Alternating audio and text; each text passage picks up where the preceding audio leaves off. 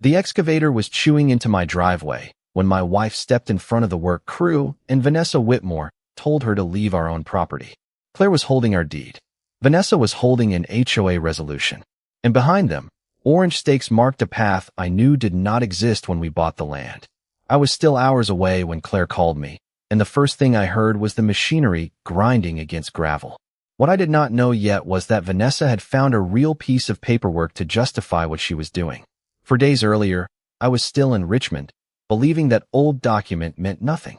4 days before my wife stood in that driveway, I was 3 hours away in Richmond finishing a federal inspection report, while Claire was turning the bare strip beside our farmhouse into a native garden.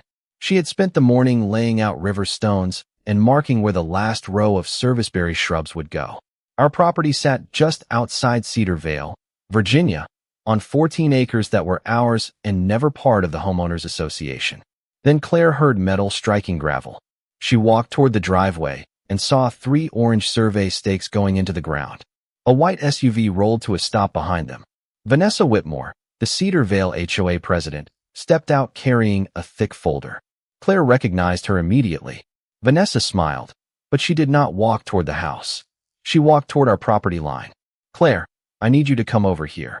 Claire wiped soil from her hands and approached. Vanessa opened the folder and removed a document stamped with the county recording information. "The association is activating an emergency access easement," she said. Claire looked at the stakes, then at the driveway. "An emergency access easement through our property?" Vanessa nodded. "This section, yes." Claire held out her hand. Vanessa gave her the notice. Claire read the first page twice, then turned it over. Her expression changed when she saw the instrument number. "Where did you get this?" she asked.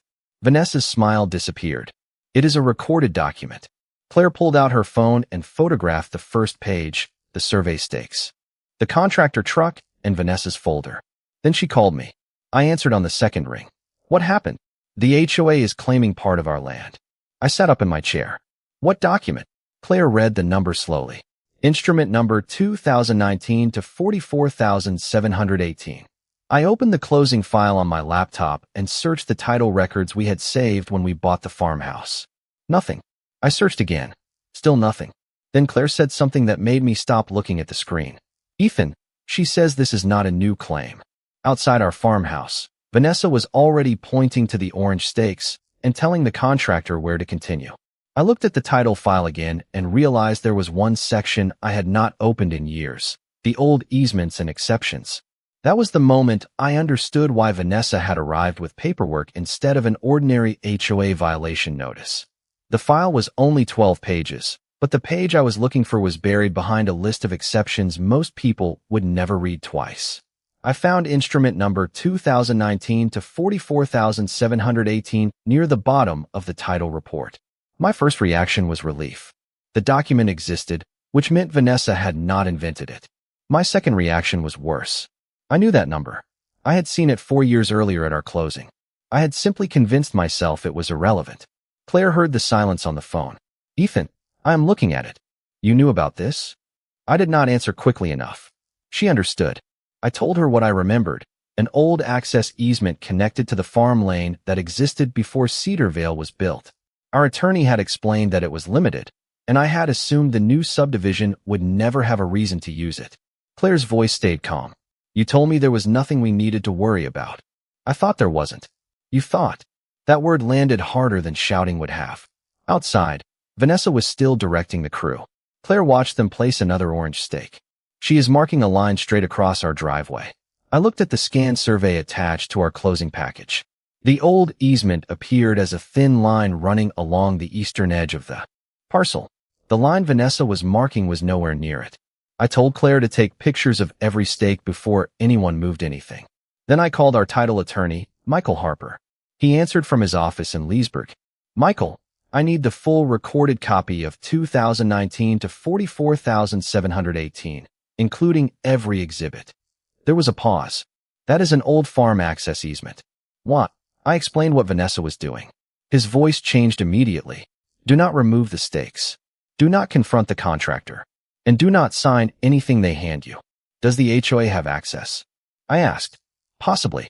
But I need to see the recorded instrument before I tell you what that access actually means. That word stayed with me. Possibly. I sent him our closing copy. He called back less than 10 minutes later. Your copy is incomplete. Claire looked toward Vanessa's SUV. What is missing? Michael said, Exhibit B. I opened the county recording portal while he spoke. The main instrument was there. The legal description was there. But the attachment labeled Exhibit B was not available in the public scan.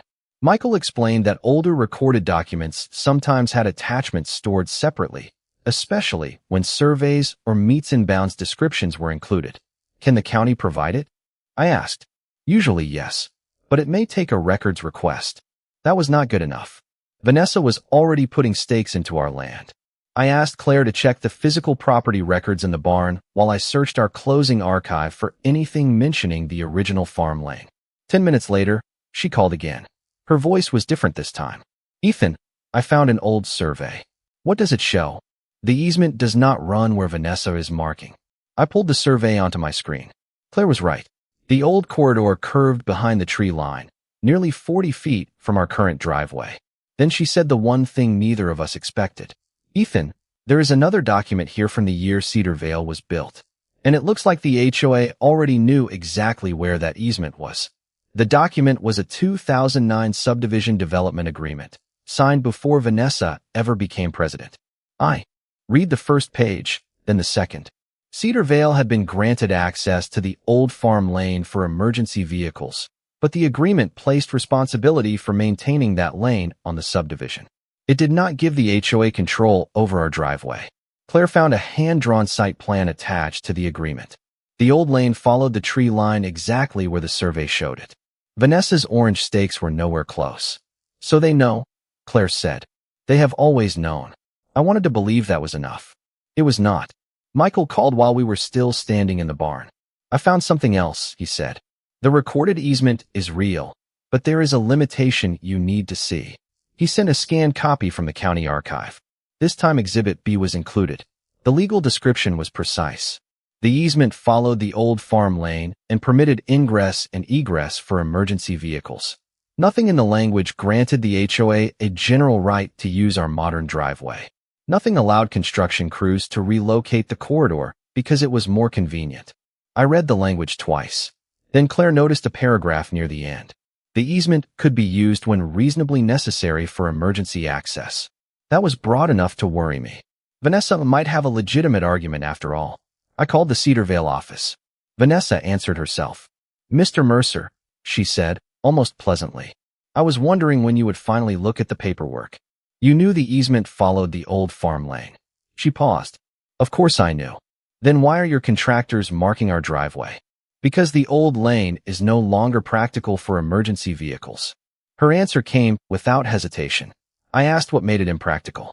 She said Cedar Vale had grown, landscaping had changed, and emergency response times mattered more than historical boundaries. Then she told me something I had not heard before.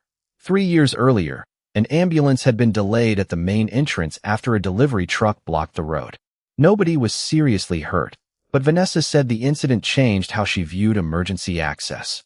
For the first time, I could understand why she was willing to fight this hard. She was not inventing a safety concern. But when I asked why she had not asked us to discuss improving the old lane, her voice hardened. Because your husband already refused access. Claire looked at me. I had refused a request from the HOA years earlier, but I had never been told they intended to use our current driveway. Vanessa continued. We have 146 families depending on that road. Then she said something that made the whole situation more complicated. The county already knows what we are doing. I called Michael back. He checked the development agreement again. His answer came slowly. Ethan, the county may know about the emergency access problem. That does not mean the county approved moving the easement. Claire walked outside and stared at the orange stakes. Then she noticed something I had missed completely. Every stake had been placed exactly along the edge of our existing driveway, as if someone had deliberately designed the new corridor around our current access. And suddenly the question was no longer whether Vanessa had a right to emergency access. It was why she was so determined to put that access on the one piece of land she already knew was not part of the original easement. The next morning, I made the mistake of assuming the survey stakes were the strongest part of our case. They were not. Claire met with a licensed surveyor named Daniel Brooks at the property while I stayed on the phone, and he walked the line with her without touching a single stake. After 20 minutes, he gave us an answer I did not like. "These are construction layout stakes," he said. "They are not proof of where the legal easement is." That distinction mattered. Vanessa did not need to prove her position with the stakes. She only needed contractors willing to work from the HOA's instructions while the property dispute remained unresolved. Then Vanessa sent Claire an email. It was polite, almost apologetic. She attached a resolution approved by the HOA board and a letter from Cedar Vale's attorney stating that the association believed immediate emergency access improvements were necessary. The letter did not say the HOA owned our driveway. It said the HOA believed the existing easement created enough authority to begin temporary work while the parties resolved the scope of access. That was a much harder argument to dismiss. Claire called me. She found a way to make this look reasonable. I stared at the letter on my screen. She is trying to win the gray area. Then what do we do? I wanted to tell her to send everything to our attorney and wait. Instead, I made a decision I would regret. I told Michael Harper to send Vanessa a formal demand to stop all work immediately and warned that we would seek a court order if the construction continued. I thought the threat of litigation would force her to slow down. Vanessa responded in less than an hour. She copied the entire HOA board. Her message said the association was not refusing to recognize our ownership. It was simply exercising what it believed was a limited emergency access right. Then she included one sentence that changed the conversation completely. The association cannot responsibly wait for a private dispute to be resolved before preparing an emergency route. Within minutes, 3 homeowners replied to the board email in support of her. One mentioned the ambulance incident. Another said his elderly mother lived nearby. A third asked why the Mercers were blocking emergency preparedness. Claire read the messages in silence. Then she closed the laptop. "They are turning us into the problem." She was right. My strategy had given Vanessa exactly what she needed: a legal argument, a public safety narrative, and a community willing to repeat both. I called Michael again, but before he could answer, Claire noticed a new attachment in Vanessa's original email. It was a site plan dated 6 months earlier. The proposed emergency route was not drawn through our driveway. It followed the old farm lane. Someone had changed the plan afterward. That meant Vanessa had once known the correct route and later approved a different one. But when Michael finally opened the file, he noticed something even worse. The signature approving that original plan belonged to Vanessa herself. The handwritten note should have been the end of it. We had the original easement, the old site plan, the engineer's recommendation, the cost estimate, and Vanessa's own admission in ink that the Mercer route was chosen because it was cheaper for Cedar Vale. Michael Harper agreed that the new evidence changed our position. He sent a formal letter to the HOA attorney that afternoon, attaching the original plan and Daniel Brooks's engineering statement. By evening, the contractor had stopped work on our driveway. No more orange stakes went into the ground. No trucks came through the gate. For the first time since this started, Claire walked outside without seeing someone measuring our property. She looked at me and smiled. Maybe that is it. I wanted to believe her. The next morning, Vanessa called. Her tone was completely different. No threats. No accusations. Just tired and controlled. "I have reviewed the documents," she said. "The board will suspend the current construction plan." Claire looked at me. I nodded. "Thank you," I said. "We will expect written confirmation that the driveway work is canceled." "You will have it," Vanessa replied. Then she added, "But I need you to understand something. The old farm lane is not currently usable by emergency vehicles." That sentence stayed with me after the call ended. I contacted Daniel. He confirmed it. The lane existed, but years of overgrowth, drainage problems, and a narrow culvert meant it needed work before a full-size emergency vehicle could safely use it. Suddenly, Vanessa's strongest argument was no longer hypothetical.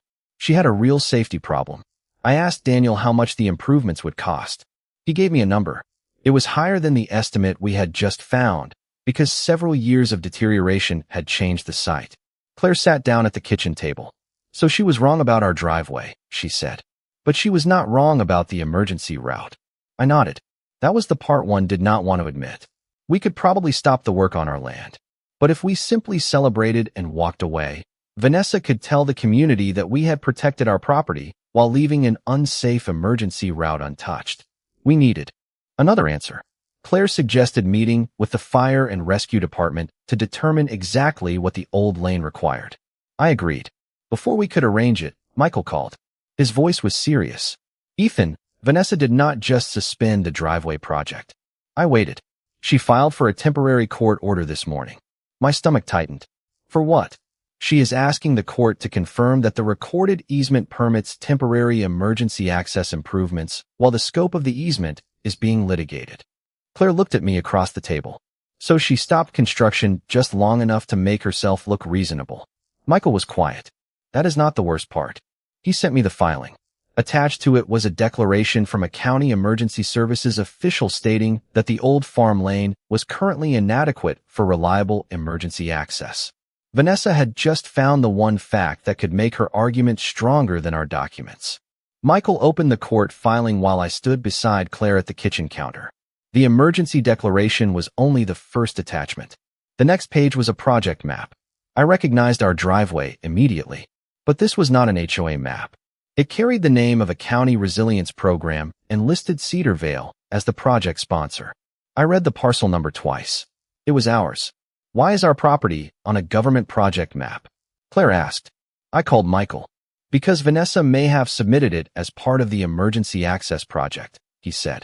And that changes this from a private easement dispute into something much bigger. I did not like the sound of that. I asked whether the map proved anyone had misrepresented ownership. No, not by itself. It proves the property was included in the proposed project. That distinction mattered. We needed facts, not accusations. I contacted the county office listed on the project documents and requested the public project file. The response came the next morning. The county had received a proposal from Cedarvale 6 months earlier. The proposal described an emergency corridor and identified the Mercer parcel as the preferred route. But there was another detail. The application stated that the association had secured the necessary access rights. We had never signed anything. Neither had our attorney. Claire looked at me. So where did they get that? I did not answer. I went back through every document Vanessa had sent us. The board resolution said the HOA believed the recorded easement authorized temporary improvements. The county application said the association had secured access rights. Those were not the same statement. Then Daniel Brooks called. He had reviewed the project file after receiving a request from the county. Ethan, I need to tell you something, he said. My original engineering report was attached to the application. Did you approve the Mercer route? No. My report recommended the old farm lane. He paused. Someone attached a revised site plan to my report. I did not prepare that version. Claire's eyes narrowed. Who prepared it? Daniel gave us the name of another engineering consultant hired by the HOA. Then he said something that changed my strategy completely. The revised plan was not just about access. It was designed around the clubhouse entrance. I pulled up the county map. The new corridor avoided the landscaped entrance, the drainage work, and the parking changes that would have been required to improve the old lane. Vanessa had not merely found a convenient interpretation of our easement. She had built an entire project around making our driveway the cheapest option for Cedarvale. But there was one problem she could not explain away. The federal funding documentation required the applicant to identify the legal basis for using privately owned property. Our parcel had been listed with the recorded easement number, but the application did not mention that the easement was limited to the old farm lane and emergency vehicles. I stared at that omission for a long moment. Then Michael called again. Ethan, do not contact the federal program yourself. Because of your job, you need to stay completely separate from that review. I understood immediately. The badge I had spent years carrying was no longer just something that could help me. It was now something I had to keep out of this fight. And while I was deciding how to protect my family without using my authority, an excavator arrived at our driveway again. The excavator was already idling beside our driveway when I pulled in. Claire stood near the porch with her phone in her hand, and Vanessa was speaking to the contractor as if the previous court filing had settled everything. I parked, stepped out, and looked first at the machine, then at the orange stakes, then at Claire. Are you all right? She nodded. They came back 20 minutes ago. Vanessa turned toward me. Mr. Mercer, I assume your attorney explained that this work is being challenged, not prohibited. He explained the filing. Then you understand why we cannot wait. I walked toward the edge of the driveway, but stopped several feet from the equipment. You submitted our parcel for a resilience project. Vanessa's expression tightened. We submitted an emergency access proposal, using a recorded easement that limits access to the old farm lane. An easement that allows emergency access. She had her answer ready. That was Vanessa's strength. She never argued the part she could not defend. She narrowed the conversation until only the favorable language remained. Claire stepped beside me. Then why does your county application say the association secured access rights to our parcel? Vanessa looked at her. Because the board relied on the recorded easement. That is not the same thing, Claire said. Vanessa's attorney was not there, but she did not retreat. You can make that argument in court. Then she turned toward the contractor. Continue the layout. I took out my phone and called Michael Harper. Before he answered, the deputy who had been standing near the road asked Vanessa whether the work was authorized under the court filing. Vanessa handed him a copy. He read it carefully and said he was not there to determine the property dispute. That left the decision exactly where it belonged, in the civil process. I ended my call with Michael and looked at Vanessa. I am not asking you to stop because I have a badge. She gave me a skeptical look. Then why are you here? I reached into my jacket and removed my federal credentials. Because the county documents now involve a federally funded program, and I need to make clear who I am before this goes any further. Vanessa looked at the badge. Her face did not collapse. It changed in a smaller way. Recognition. She had spent years working around mortgage and housing documents. She knew what the Office of Inspector General was. You are federal? She asked. Yes. Are you investigating Cedarvale? No. I lowered the credentials. This is my property. I have a conflict, and I have already reported that conflict through my chain of command. I will not investigate my own case. Vanessa stared at me for several seconds.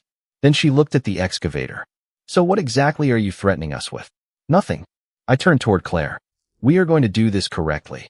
Vanessa gave a short, nervous laugh. Then we will see you in court. She walked back toward her SUV, but before she opened the door, her attorney called her. She listened, then looked back at me. The hearing was moved up. Michael called me seconds later with the same news. Ethan, the judge wants both sides there tomorrow morning. I looked at Claire, then at the driveway Vanessa had tried to take from her. We had one night to decide whether we were going to fight only for our property or prove why Vanessa had chosen it in the first place. The hearing room was quieter than I expected. Vanessa sat across from us with her attorney, a binder open in front of her, and the same controlled expression she had worn the morning she ordered Claire off our property. Michael placed our documents on the table in a precise stack. The recorded easement, Exhibit B, the original site plan, Daniel Brooks's engineering report, the later revised plan, the cost estimate, Vanessa's handwritten note, and the county project documents. Vanessa's attorney started with the strongest point they had. The old farm lane was not currently reliable for emergency vehicles. The county emergency declaration supported that concern. Cedarvale needed a usable emergency route. Nobody in the room disputed that. Then Michael placed the original engineering recommendation beside the revised site plan. The question is not whether Cedarvale needs emergency access, he said.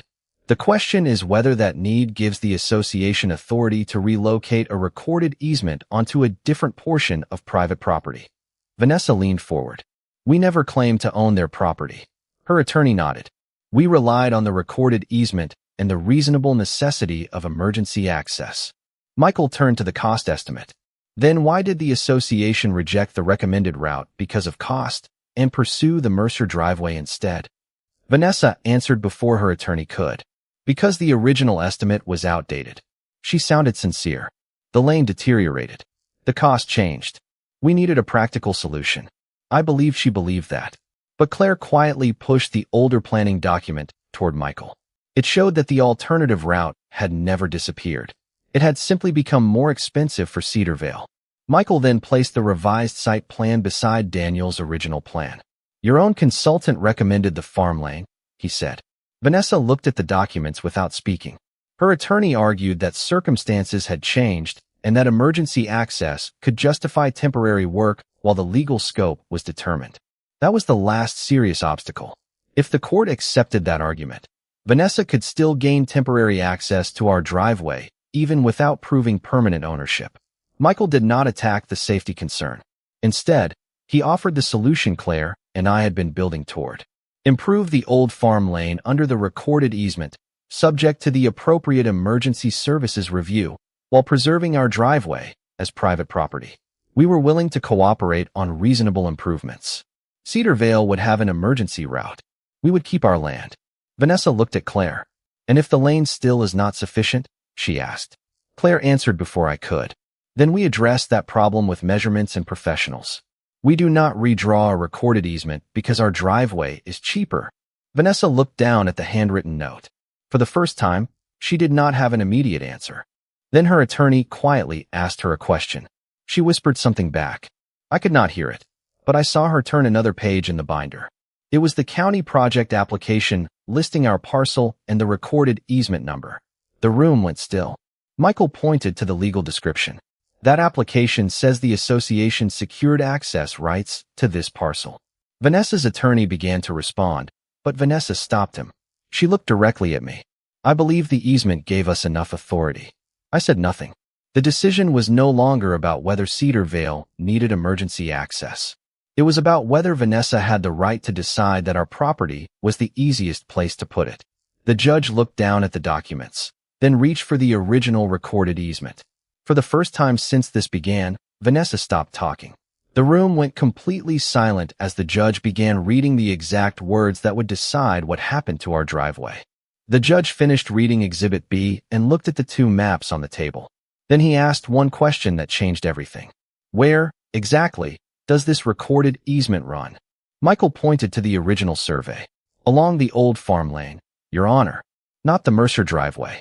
Vanessa's attorney argued that emergency necessity justified temporary improvements, but the judge returned to the recorded language. The easement allowed emergency ingress and egress. It did not authorize the association to relocate the route onto a different portion of private property. The request to continue work on our driveway was denied, and the parties were directed to use the recorded corridor while the emergency route was properly evaluated. It was not a dramatic courtroom victory. It was better. The decision rested on the document Vanessa had relied upon from the beginning. Outside the hearing room, Vanessa approached Claire before she reached me. I never wanted to take your house, she said quietly. Claire answered, I know. You wanted the easier route. Vanessa looked down. I thought I was solving a problem. Claire held her gaze. You were solving your problem with our property. Vanessa did. Not argue. The consequences came through the process already in motion. The HOA had to cancel the driveway work, restore the disturbed gravel, and absorb the costs associated with the incorrect construction plan. Its board also reviewed Vanessa's decision to pursue the Mercer route after the original engineering plan had recommended the old farm lane. The board removed her as president after members learned that the alternative route had been considered and rejected largely because it would cost Cedar Vale more and affect its landscaping and parking. The grant administrator continued its independent review of the project paperwork. I had already disclosed my conflict and stayed out of that review. I never needed to call in my badge, threaten Vanessa, or use my position to make the property decision. The records did the work. Daniel's original engineering recommendation remained part of the file. Vanessa's handwritten note explained why the cheaper Mercer option had been pursued. The county application showed how our parcel had been presented. An Exhibit B established the boundary everyone had been arguing about. Weeks later, the old farm lane was improved for emergency use through the route Cedar Vale had been responsible for maintaining all along. The community paid the cost that belonged to the community. Our driveway was repaired and returned to private use. One Saturday morning, Claire and I stood beside the same stretch of gravel where the first orange stakes had appeared.